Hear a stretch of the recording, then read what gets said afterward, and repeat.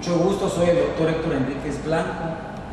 El día de hoy vamos a hablar sobre rectocele, algunas consideraciones propiamente dichas relacionadas para el médico general, el especialista de colon y recto y al cirujano general, desde el punto de vista complementario hacia el ginecólogo, haciendo énfasis en la patogénesis y diagnóstico. Como todos sabemos, el rectocele es la protrusión herniaria de la pared anterior del recto dentro de la vagina y se considera un desorden propiamente del compartimento posterior.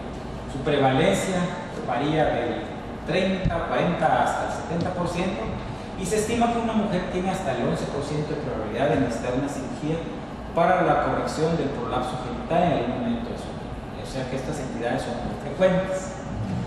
Prolapso de órganos pélvicos ocurre cuando desciende uno o más de estos órganos, incluyendo el útero, la vejiga, el recto, el intestino delgado o hasta la vaginal, ¿verdad?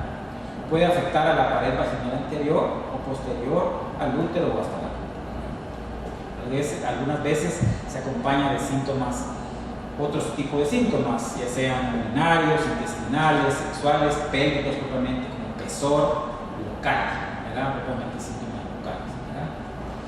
Ocurren usualmente asociados a traumas directos de la región o por problemas propiamente neurológicos, ya sea por disrupción o estrechamiento, ¿verdad? Raramente, como sabemos, existen rectoceles propiamente verdaderos en mujeres jóvenes. El prolapso genital es la causa más común propiamente de histerectomía en mayores de 50 años en las diferentes series que se han mencionado. Sabemos también que la cesárea reduce el riesgo del prolapso de órganos pélvicos y de las lesiones esfinterianas, pero no protege a largo plazo en relación con incontinencia fecal o urinaria. Entremos un poquito a los conceptos anatómicos del piso pélvico, pues sabemos que existen tres compartimentos: el posterior, que se refiere a la parte obviamente del recto y conducto anal; el medio, a la parte genital; y el compartimento interior a la parte vesical. Todos estos órganos funcionan simultáneamente y muchas veces, como hemos visto en la clínica, este tipo de trastornos se presentan simultáneamente. Aquí podemos observar lo que hemos mencionado: compartimento posterior, compartimento medio y compartimento anterior. Las fascias endopélvicas muchas veces tiene desgarros. Está el recto, la vejiga, y aquí está el útero. Cortes igual, cortes genitales de la anatomía de los compartimentos del piso pélvico. Elevador de ano, como ya lo mencionamos en otras conferencias, el tubo rectalis, el diafragma urogenital, los triángulos, este es el triángulo anterior, el triángulo posterior, el centro tendinoso, el perineo, los músculos transversos, que ya los conocemos en anatomía: perineo superficial y el profundo. Aquí una visión de los dibujos clásicos de Netter, los transversos perineales. Esta es una visión vista desde la parte perineal de abajo.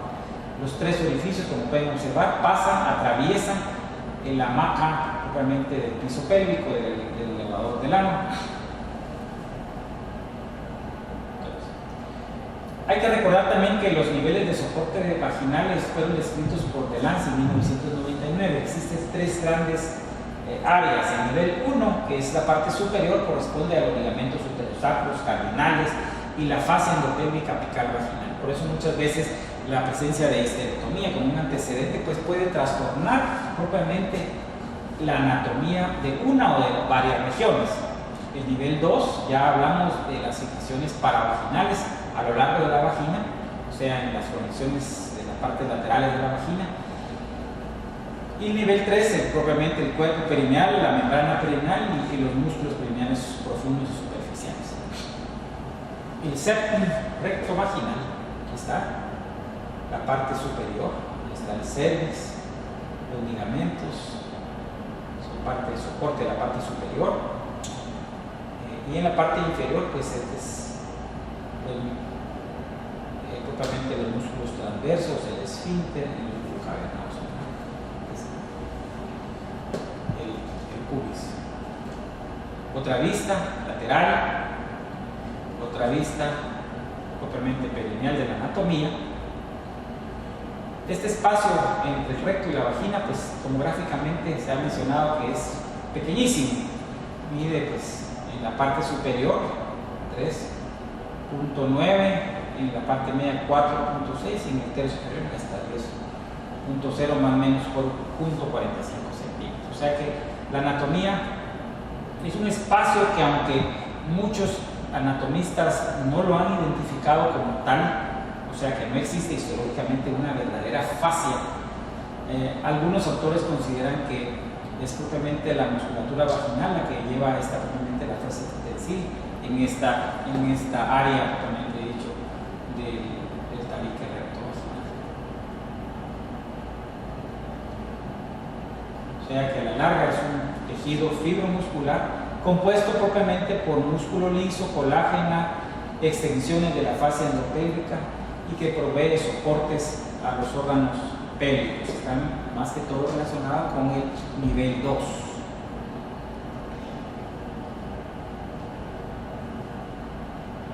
En relación con la patogénesis del recto cele es importante mencionar que existe una previa a la presencia de una ruptura o una debilidad de este septum rectovaginal por desgarro, que usualmente es de origen ginecológico, por un desgarro traumático durante el parto. Otras veces el estreñimiento crónico, el esfuerzo fecatorio puede aumentar la presión intrarrectal y provocar una debilidad en la mucosa y provocar propiamente dicho este tipo de desgarros. Sabemos que los rectoceles usualmente se desarrollan en un plano entre el plano de los elevadores y del cuerpo perineal debido a esta debilidad de la fase endopélvica. Esa es como la fisiopatología básica. Es una condición, como mencionamos, adquirida de origen multifactorial, o sea que puede existir asociado al trauma obstétrico, la presencia de estreñimiento crónico o el proceso degenerativo propiamente de la edad. Si esta debilidad llegara a presentarse por debajo de la musculatura del elevador, entonces lo llamamos rectocele, pero si esto ocurre por arriba, usualmente de los elevadores ya lo llamamos dedocele, ¿verdad? Igual, trauma obstétrico, la salida del bebé, pues ocasiona una distensión enorme de cubos rectales y separación de la membrana perineal. Estas puede contribuir a la presencia posterior de una disfunción defecatoria. Sabemos que en los partos se ha observado un daño propiamente al esfínter en el 7%, y en ultrasonidos endoanales que se han hecho han identificado en algunas veces sin síntomas hasta el 30%.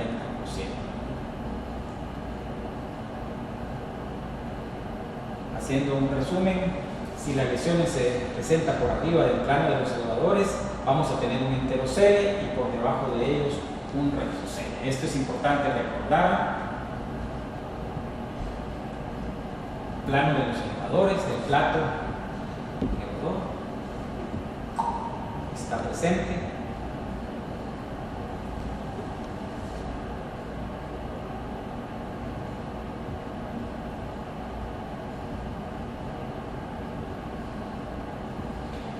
Nosotros como especialistas de colon recto también tenemos una hipótesis desde el punto de vista colorectal. Bloch fue uno de los primeros en mencionarlo. Considera que la capa más fuerte del septum rectovaginal es la submucosa del recto, en vista que no existe una estructura bien formada en este tabique rectovaginal. Y el adelgazamiento difuso de esta capa submucosa, pues a la que la provocado, hace que exista este prolapso, esta debilidad de las fibras horizontales del músculo circular del recto. No se sabe si es causa o consecuencia. Sin embargo, sabemos que el gradiente de presión recto-vaginal sucede por inicio propiamente dicho al hacer el esfuerzo en el área rectal y posteriormente en el área perineal. También hemos mencionado que el 45% de los casos de trastornos de la defecación, por ejemplo, lo que se corresponde a síndrome de obstrucción del tracto de salida, pues tienen coexistentemente un rectocele, y hasta el 70% de los rectoceles tienen una defecación obstructiva. Hemos mencionado en múltiples oportunidades este ángulo anorrectal, como normalmente el cubo rectal, ¿verdad? Que está el sínfisis del pubis, el coxis, cómo se alarga y rectifica cuando el paciente va a defecar, situación que a veces en pacientes con obstrucción del tracto de salida no sucede, sino que disminuye el ángulo. No existe una relación de defecación disinérgica en un rectocele, o sea, no hay una relación propiamente directa causal, ya que muchos pacientes pueden tener un rectocele no significativo, o muchos no pueden presentar síntomas, y también algunos pacientes con defecación disinérgica pues no necesariamente presentan estreñimiento de cierta significancia. O sea que a la larga no está claro una relación entre cambios anatómicos y cambios funcionales. Es un proceso que todavía requiere cierto análisis. Mencionar la diferencia entre enterocele y rectocele. Aquí pueden ver dónde sucede el desgarro, la presencia del enterocele, la presencia del rectocele. Raramente hay un rectocele posterior, que es más que todo una hernia perineal o un defecto lateral a través de los elevadores, más que la línea media. Y en que en el hombre, que es una entidad muy rara, ¿verdad? No es una cuestión que se observa frecuentemente, pues se asocia más que todo a prostatectomías, a dificultades en la defecación.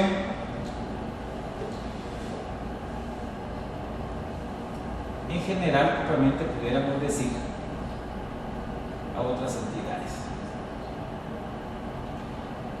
La presentación clínica del rectocele, pues lo conocemos como muchas veces presencia de síntomas de agotamiento en la pared vaginal al esfuerzo, efectos estéticos, la sensación de opresión en la parte vaginal. También pueden haber algunos desórdenes secundarios que refiere la paciente en la sexualidad, obviamente estéticos, la hiposensibilidad, algunas veces desórdenes defecatorios, en fin.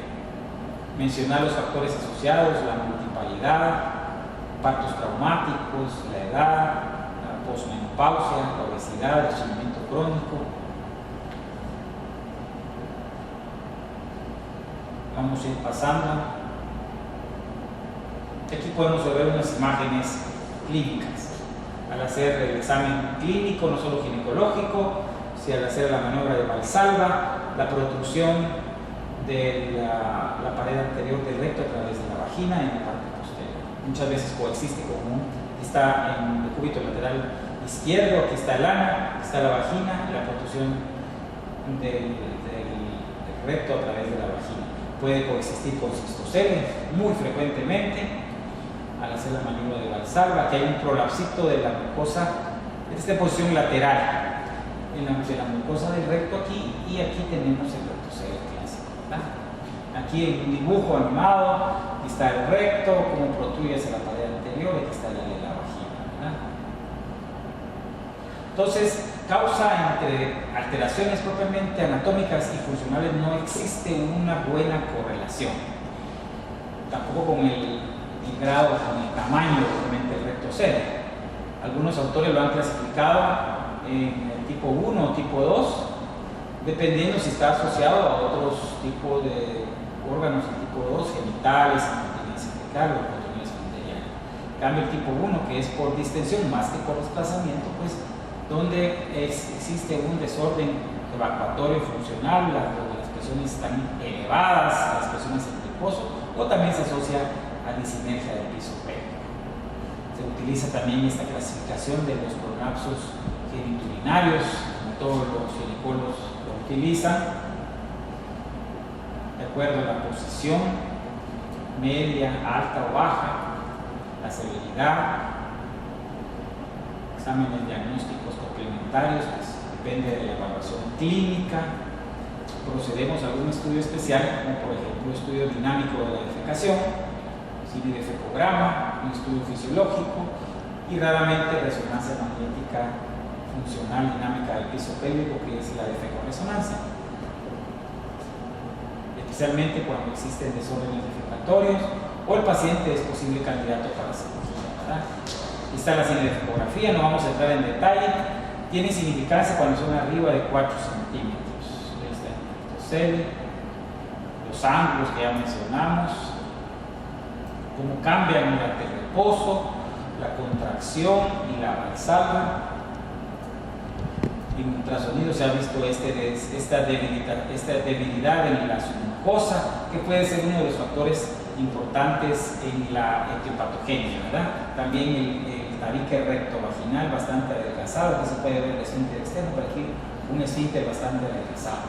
Algunas veces tenemos que utilizar el ultrasonido anal 3D, porque ofrece una imagen propiamente no solo estática, sino dinámica de cómo está el mecanismo esfinteriano. Aquí pueden ver una defecoresonancia con un rectocele, una ligera imaginación rectal, que es esta entidad que ya se conoce como síndrome de obstrucción del tracto de salida anatómico, ¿verdad? Pueden ver aquí la imaginación rectal con el rectocele asociado, ¿verdad? En estos casos severos, pues muchas veces hay que hacer algún procedimiento de resección de la parte final del recto.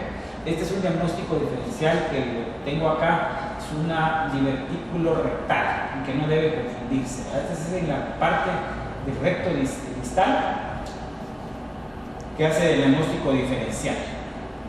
Y el tratamiento va desde un tratamiento médico conservador, la rehabilitación pélvica con el biofeedback, o a la cirugía cuando hay síntomas persistentes, ya sea digitación, síntomas ginecológicos, anorrectales o hallazgos defecográficos significativos, ¿verdad?